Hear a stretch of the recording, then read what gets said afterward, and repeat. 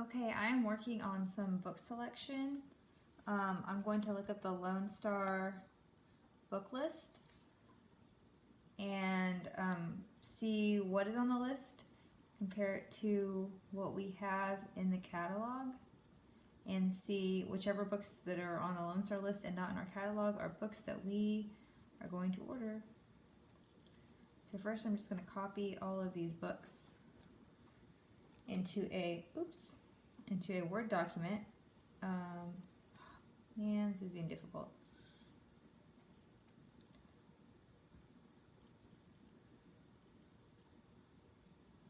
I'm going to copy and paste all of these books into a Word document so that I can go through and first just delete the books that we have, and then after that I'm going to look up and make sure the books are appropriate. So I'll just start with, I'll start down here, City of Ghosts. See if we've got it in the catalog.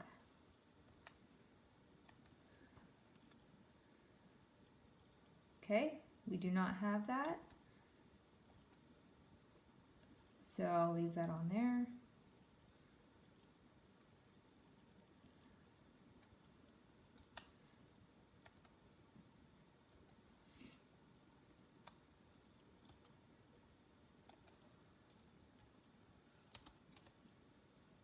Alright, we do have this book, so I'm going to go ahead and delete it off the list.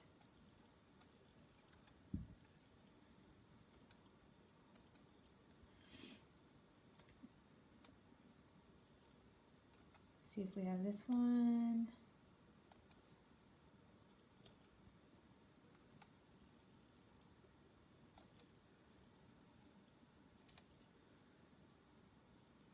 Oops.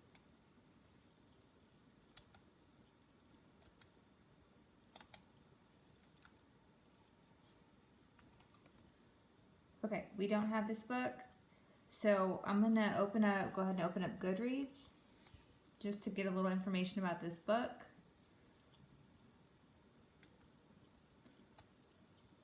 This helps me get a quick summary of what the book's about, you know, the protagonist, if it would be interesting, because the Lone Star list is for junior high and I am looking at books for the high school, so we're going to make sure these books are something that would be interesting and somewhat relevant to high schoolers.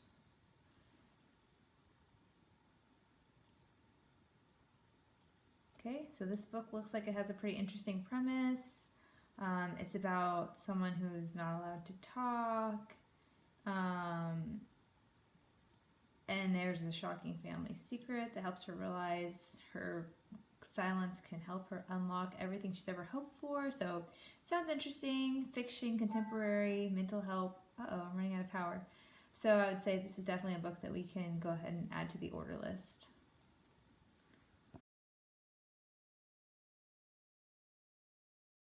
Alright, I am scanning books to make spine labels for processing.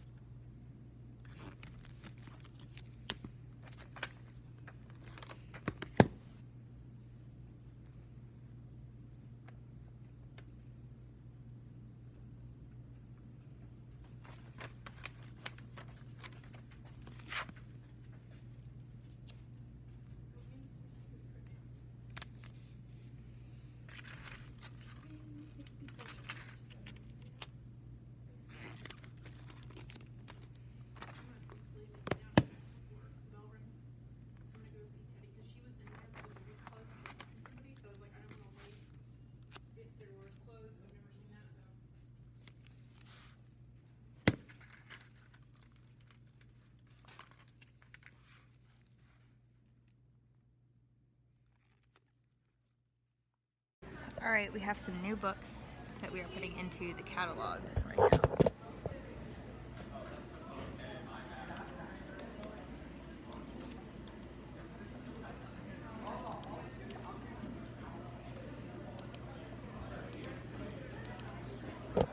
We're looking up this book, Darius the Great is Not Okay.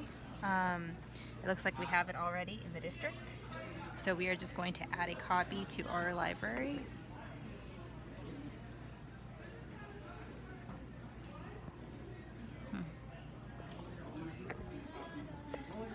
Okay, we're adding a copy. We have an assigned barcode. We need to fix the call number.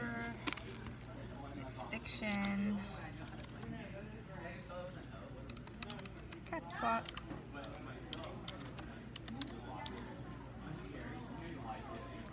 It costs $17.99. We'll round up to $18 plus $3 for processing.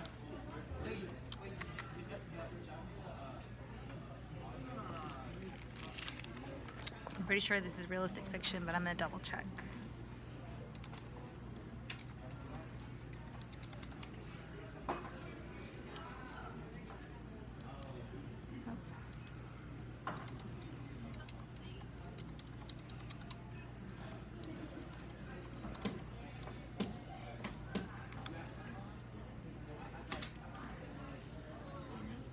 Okay, I'm on Goodreads just looking. It looks like it's fiction, young adult, contemporary. So we will put that under realistic fiction.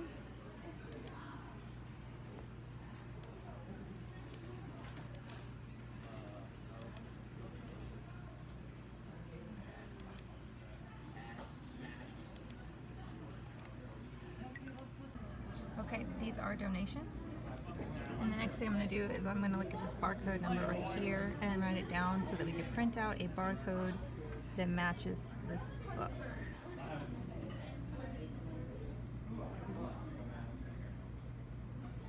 And I just write it down here on the little sticky note and stick it on the book so I know we print the barcode and we save our copy. Then what we want to do is we go to circulation and we want to check out this book. As a staff, there's a staff account. We can check this book out because now it's in the system, but it's not on the shelf, and so we don't want a student trying to check it out. So we're just going to check this book out with this barcode to the staff account until we're ready to shelve it.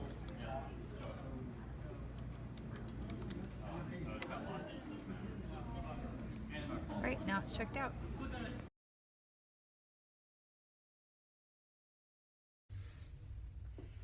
Alright, I am repairing this book. The spine has come detached. Usually we might just buy a new book, but this is a Valentine's Day book and we really want to make it last until Valentine's Day because that's just around the corner. So I'm going to take my special book saver glue and we're going to glue the spine.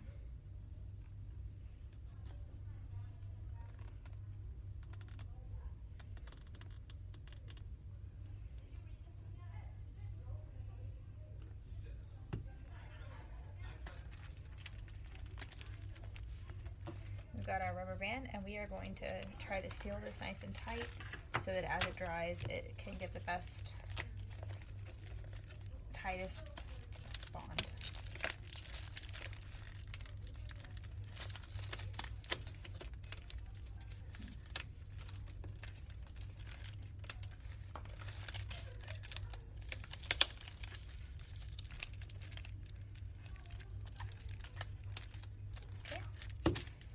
All wrapped up. And we're just going to stick it back here to dry.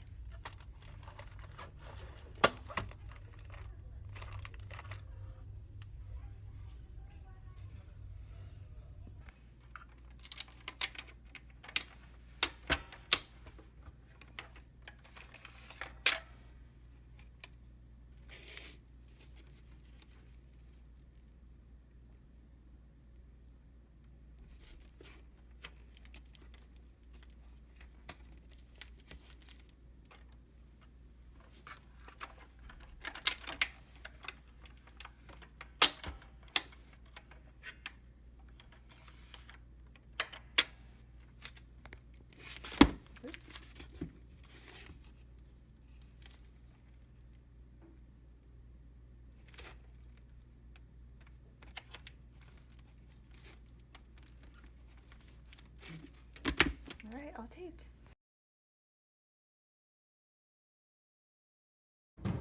Sometimes kiddos want to come in and they have a topic in mind for a nonfiction book.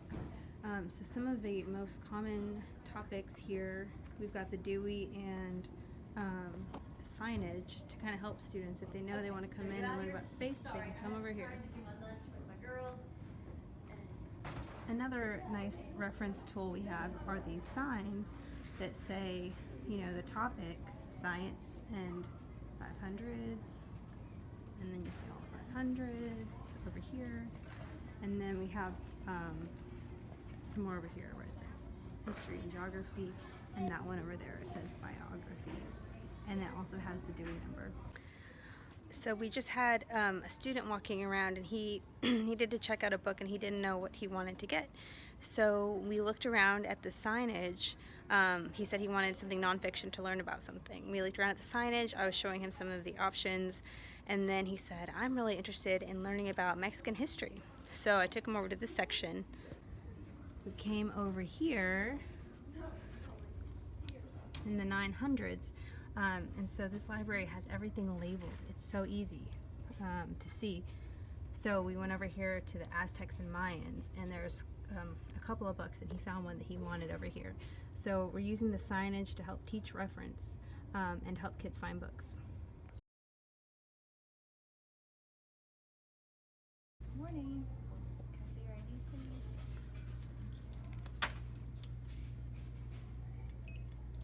Thank you.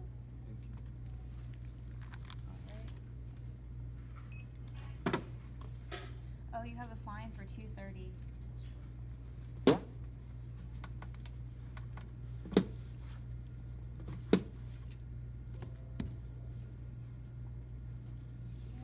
Does it just get changed in here? Okay. And then we fill this out.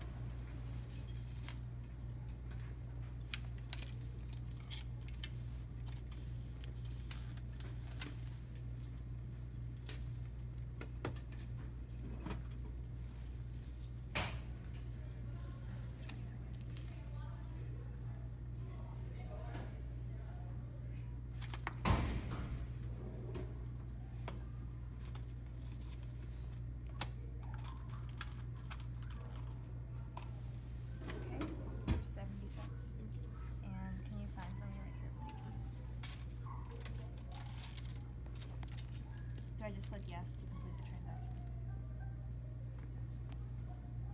Oh, you can just sign right here. Yeah.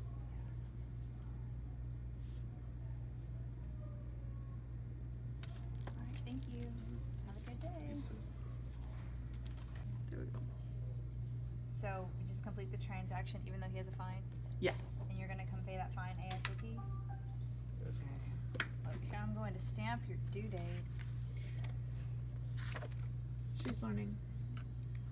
Thank you for helping her learn. Thank you for helping me learn. It's due February 21st. There you go. Thank you. Thanks. Bye, Ann.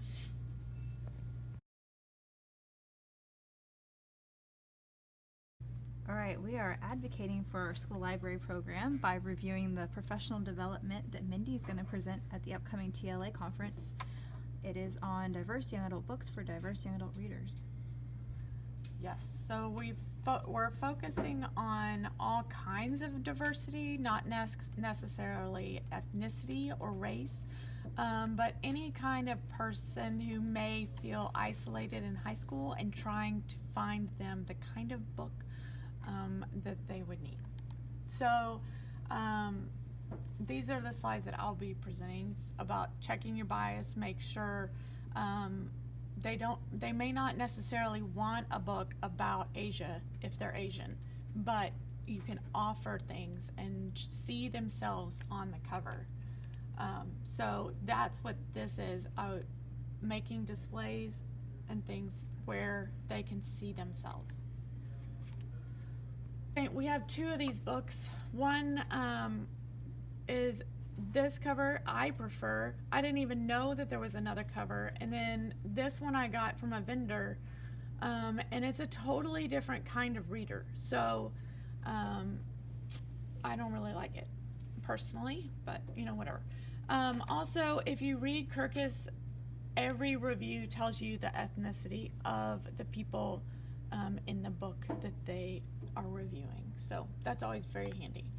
These are some of the groups that we are gonna hit in this. So obviously we're not gonna video or present all of this at the presentation. We're also creating an Excel file of all the books that we would like to present, but we don't have time. So some of these we may never actually get to in our presentation. So this is a diverse cast of characters where it's not just racially, but all kinds of different people are represented in the same book. This one is the one where we're talking about biracial, and then we took a quote straight from the book that describes, you know, they're multiracial, or where they describe their skin tones and things like that.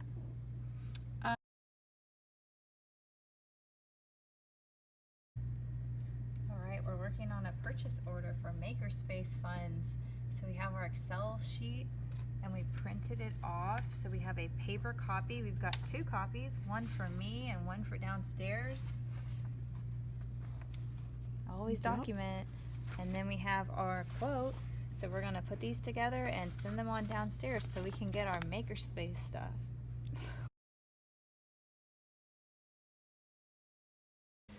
So you're looking up gang violence. That's a really broad topic. Do you have like a specific focus for that? How can you narrow your search terms besides just gang violence? It was the book that I was reading. Like, it was a little brother and his big brother got killed by a gang, and the little brother, like, went, I guess, kind of went to go get revenge.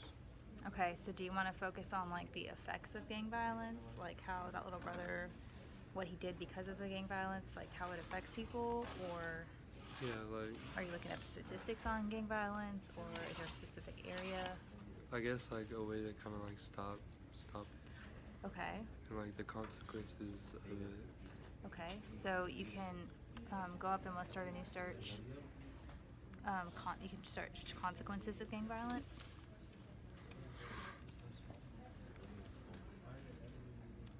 QUE, yeah. That's what I said. I was like, even if you talk shit to me, I wouldn't fight him because he's small. I can't do it. That's the huh? Violence is with a V. No. Violence is with a V. You put Oh. violence. I know. I mean, like, yo.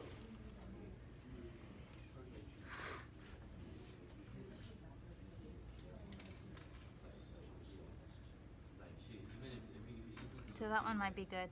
And these are all news articles. Are you looking for like current gang stuff, or do you want, if you want like the psychological impact or something like that, you might want to go to the health and wellness. No, I want, Database. like old news, like, You want old news? Is that what you just said? What'd you say? You want old well, I news? mean, the news are all gonna be, like, the consequences will all be the same, right? Because, like, it was worse back then than it is now. Okay. This is on gang violence prevention. That might have something. So you can just, as you see all these options, just click through them, and you don't have to read the whole thing. You can just scroll through to see, is that something that's going to help you with what you want to write about?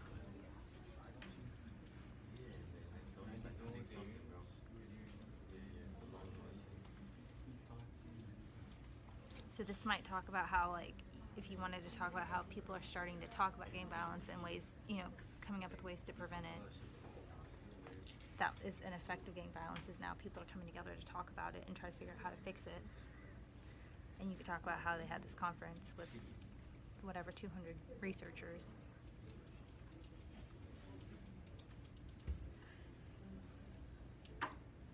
So do you know what to do, like, whether you use the article or not, do you know what to do once you find an article that you want to use?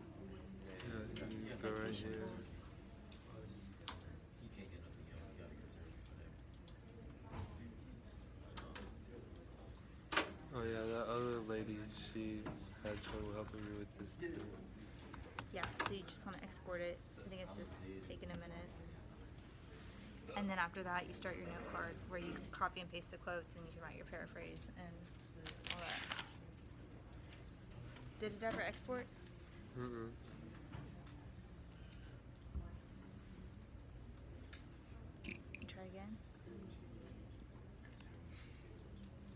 why it's not doing it. Might want to open, like, close that box and retry.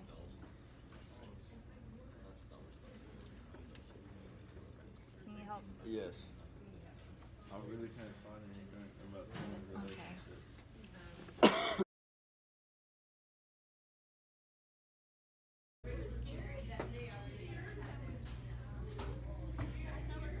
Hey, I'm really confused. I'm like toward the end here for some reason.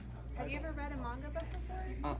Oh, okay. Well, these books are kind of different than a regular graphic novel because they're written in Japan. So you actually start backwards. You start in the back, and then you read the opposite way like this. That's interesting. Try it and see if that helps you out. All right, thank you. Thanks. We are looking for a book for a student that needs a book that's more on her level. Yep. So we pulled one, but we want to be able to give the Some student options. more than one so that they feel like they've had choice and say in the matter. So we're looking for kind of romance, not too much, just a little bit, Something that's but traditional, definitely teeny bopper, realistic fiction-y. fun. All right, we are looking up videos on unicorns for somebody named Emma. So we have this book right here. Are there some more? Yes, there's this one. It's called Unicorns, Unicorns. Unicorns don't give sleigh rides. That one, I think, oops, that one's a little old for you. There's another one. So do you want stories of unicorns? Stories of unicorns. Okay, so we're looking for $3.98 CLA. Here we go. Does this look like something that you would like? What I want to see. Since the other unicorn stories was checked out. Does that look good? Yes. it All right, does. let's go check out. You're trying to cite this, and you have your website? Yeah. Okay, so you want to go to create new citation, which you already did, and click on website. Then you have all these options, and what you're doing is a web page. So if you were doing an email or something, it would be different. And then you need to go to your website and find all this information to enter in. So which website are you using? Okay, so the first thing you want is a URL, which is this, and you can just copy and paste that.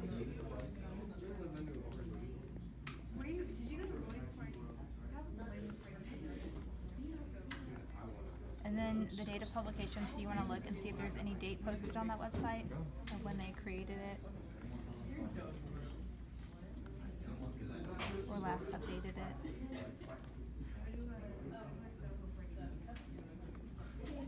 I don't see any website. I don't see any date.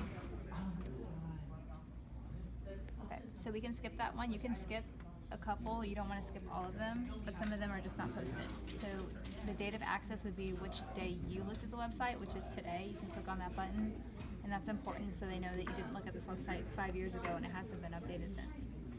And then you want to look for some authors. So go back to your website and look to see if there is an author. See, Sheldon, how he just puts it on me? Like, that's how you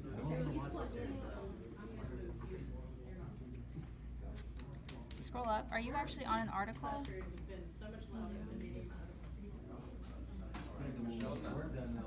The 5 Stages of Grief. Is David Kessler, that's the author. So you want to type that in.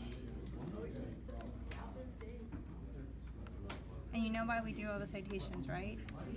So that we can give credit to the author when you're writing your paper, so they know that you didn't come up with these ideas, that you found these ideas from someone else. Right now you're just getting all this stuff together in one place so that we can go and look at it and see what you're gonna include in your paper. Okay, next you need the article title, which was 5 Stages of Grief. Did you find something in there?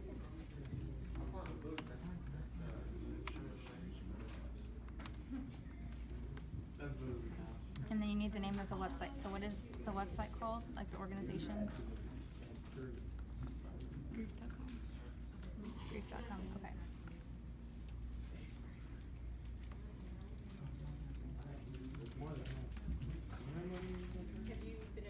Okay. Is there any other publisher with that website? Any other organization affiliated with that, or is that just its own organization? Okay, looks like it's just group.com. Okay, so you want to go back and your citation's ready. So you just have to click down at the bottom, save, and it automatically puts that all into the MLA citation for you. And then from there, do you know how to make a note card? In the note card? Yeah, click on note card. This is going to organize your notes. So you have your citation, and now as you read through the article, you want to save all the things that you read.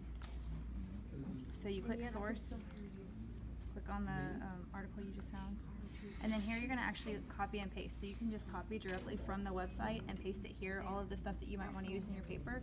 And you have your source here so you can cite it, that this quote came from this website. And here's where you'll paraphrase. So you can just put things that you read into your own words. Again, you need, I think, 4 quotes and 4 paraphrases. And then, so as you read each article, you want to make a note card with that. Okay? Yeah. Good.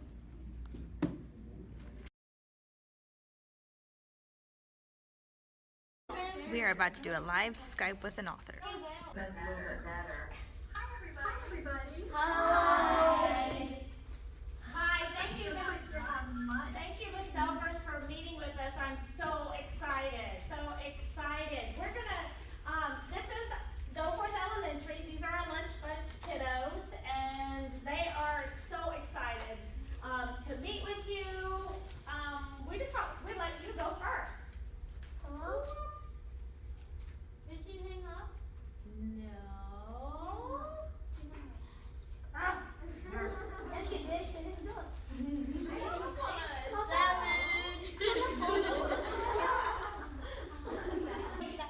Technology.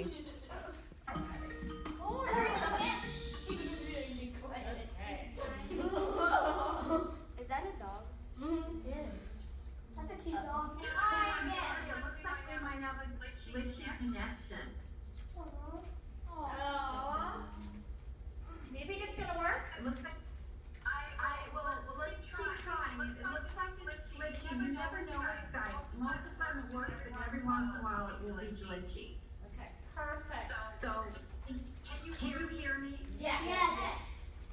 Okay, try, guys, fingers crossed. Looks like we might have some trouble though. So why don't we start with a question and we'll go from there. Alrighty, so who wants to go first? Alright, AJ, you wanna go first? Okay. What inspired you to write Witchy and Gizmo? Why don't you go closer? Well, I can hear your question. Okay. Well, I was inspired by my dog, Shiloh. He was my for 15 years, and I was inspired by my friend Susie Guinea Fox. And when I decided to write about a game.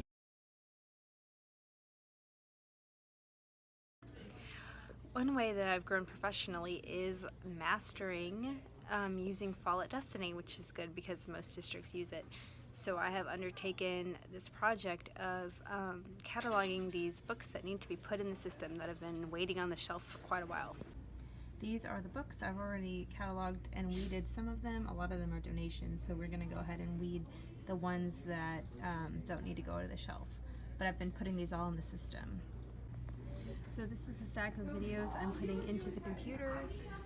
We're working on this one right now, which had a barcode, but it wasn't in the system. So I'm assigning the barcode to this book on here.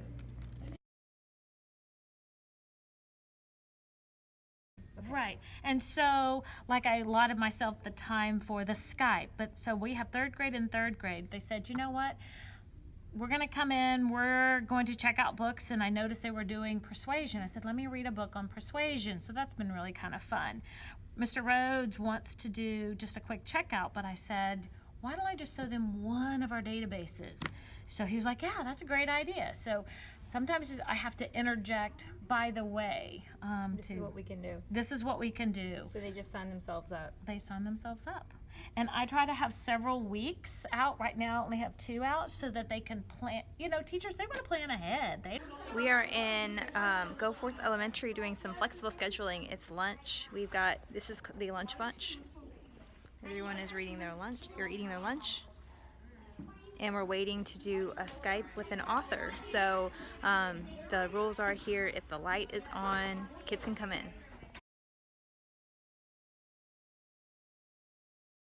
We're working on this presentation that Ms. Hutt is going to present at TLA. It's about diverse books, and we are advocating for exemplary library programs by sharing a list of inclusive books for other librarians to add to their collection.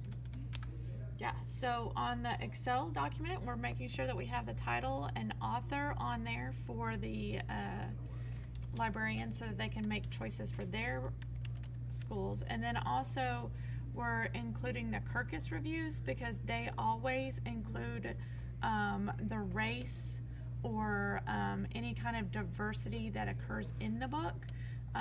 Even though we may use other review for other things, Kirkus always puts the diversity in there, so that's why we're adding that.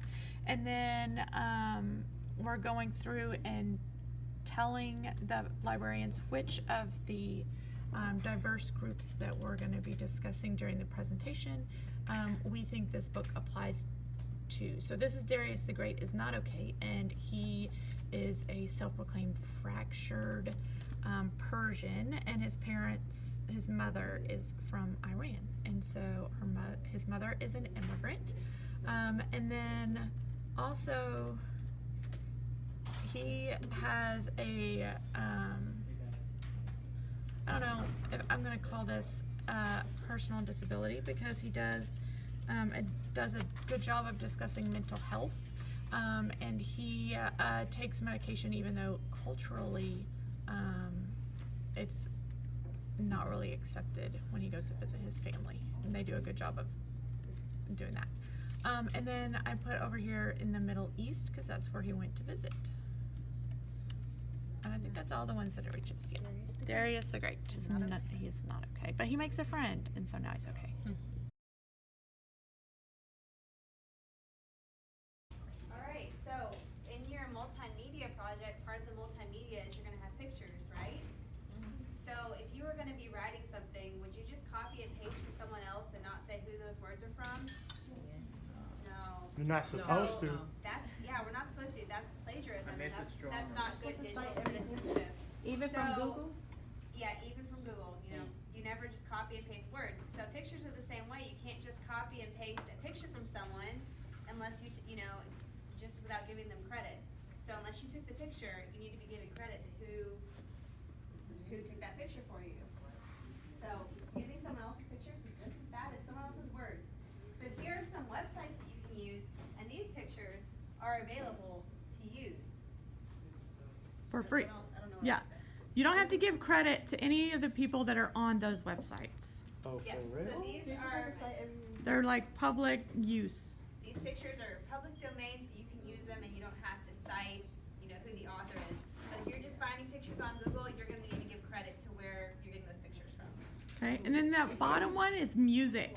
See how it says like Purple Planet? That one is different music clips that you can use without giving anybody credit. Okay, we do in our podcast, we have music that leads in and then out of our discussion, and we use clips from there so we don't have to give people credit. Do we have to do it though?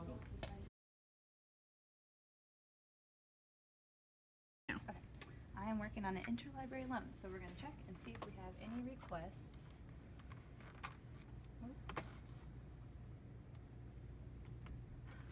We have one. Okay, let's go find this book.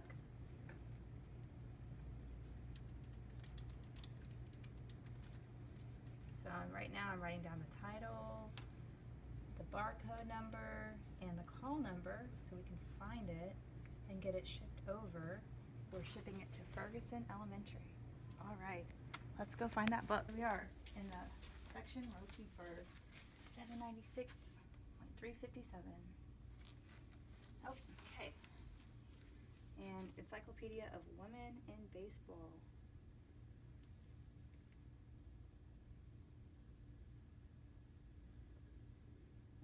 I should have written down the author.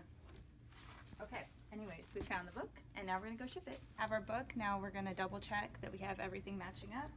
Encyclopedia of Women in Baseball. I didn't check the barcode over there, so let's check the barcode. guess this is the one they requested. So now we're gonna just make a little note of the teacher that requested this and the school that we're going to, just to make sure it gets to the right place.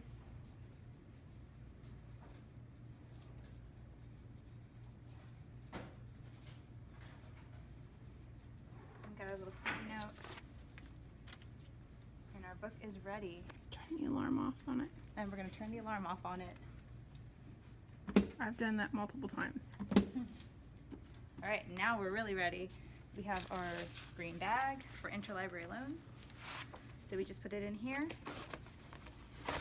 Make sure that the school is correct right here, and it's going to Ferguson, and we're gonna take this down to the school mail.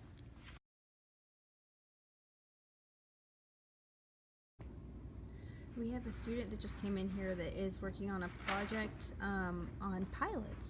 So he had this book, so we went through it together. We were trying to do the Super 3 plan, do review. So he had his plan, he had his assignment.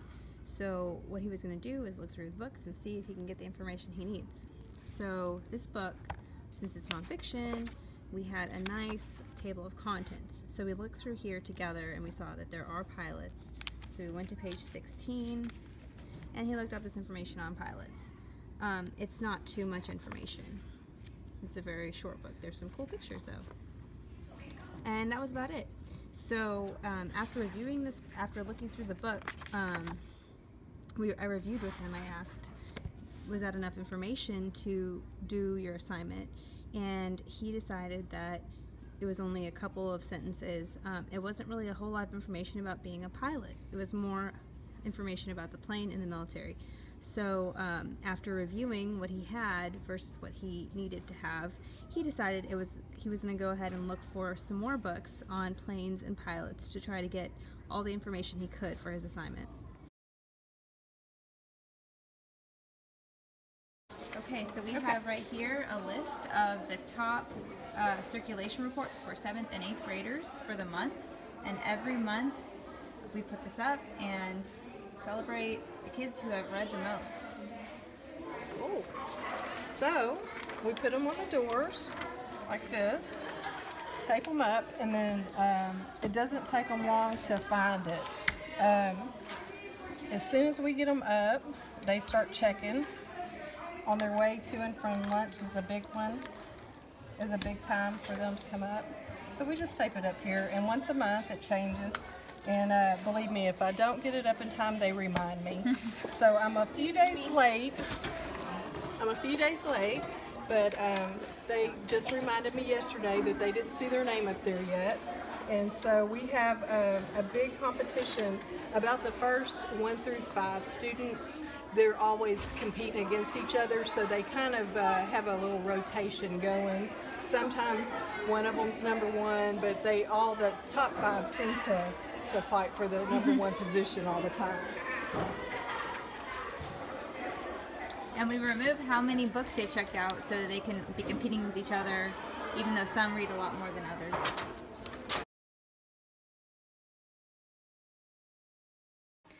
I'm going to talk a little bit about communication. In any job, effective communication is really important.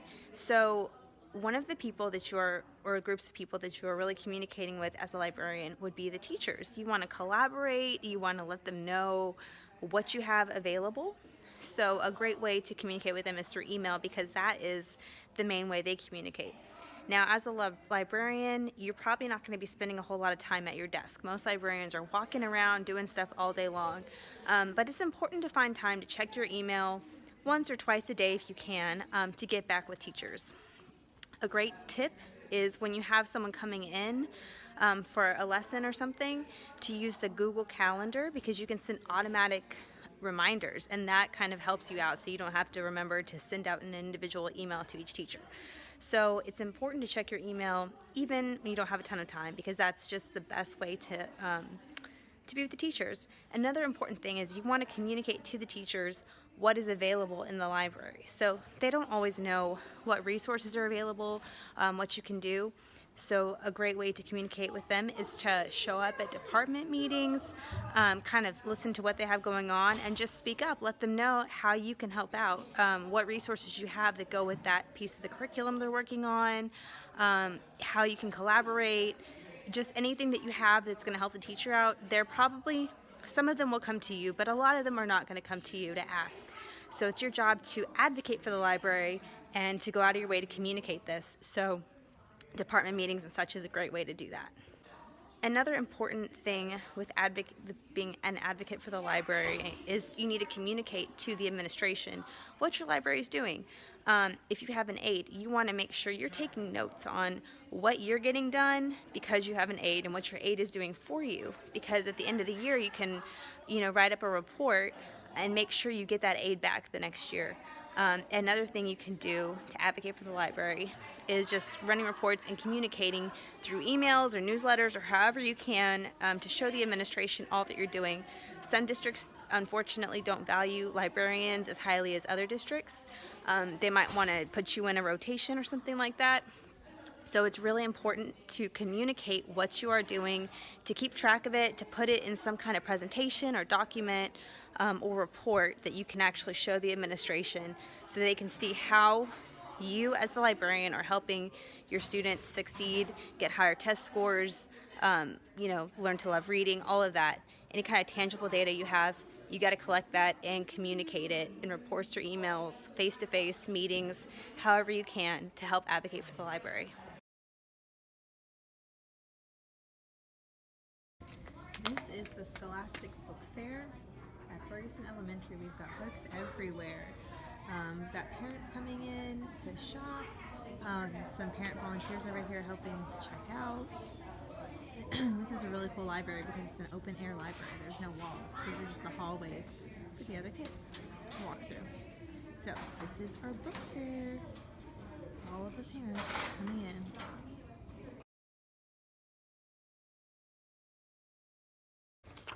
For the upcoming book fair, we have some flyers to be passed out. There's a lot of information that we need to add to them, and instead of writing them on all of this huge stack, we're doing some time management by printing out labels that have the information of the fair and the open house, and then we're having some student aides just tape them on to every single flyer, and that will save us some major time, and these are already ready to be passed out. Delegating is a key component to getting everything done. Arranging the book display.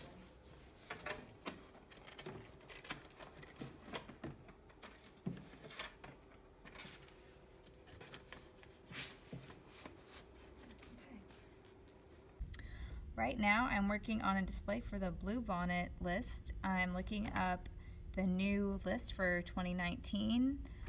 We're getting pictures of the book covers, and then there's a document where we are going to make a little display with the book covers so that kids can see on the Bluebonnet shelf if a book is checked out or not.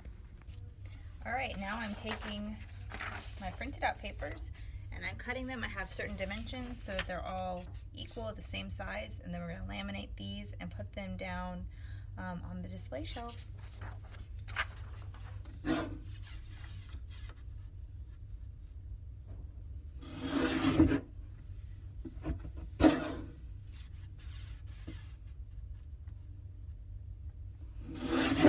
Okay, we've got all of our little papers. There's 20 Bluebonnet books, and this shelf right here, it says right here, please only 4th and 5th, only 4th and 5th graders are able to check these out. So we are going to place these on the bottom of the shelf, and then we'll put the books on top. So if the books are all checked out, the student can still see, oh, Watchdog, that's a book.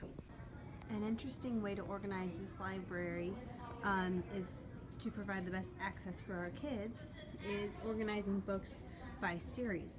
So we have series that are really popular. Captain Awesome, Captain Underpants, they're all checked out right now. Fancy Nancy, all kinds of series books that they'll want to look for. Encyclopedia Brown. And so this is great because sometimes you have kids and they just know they love, you know, haunted library and they want a haunted library book. Well, they know where to come find them. And then all of the series are alphabetical. And so this is something, an interesting way to kind of make series books more accessible for the elementary readers.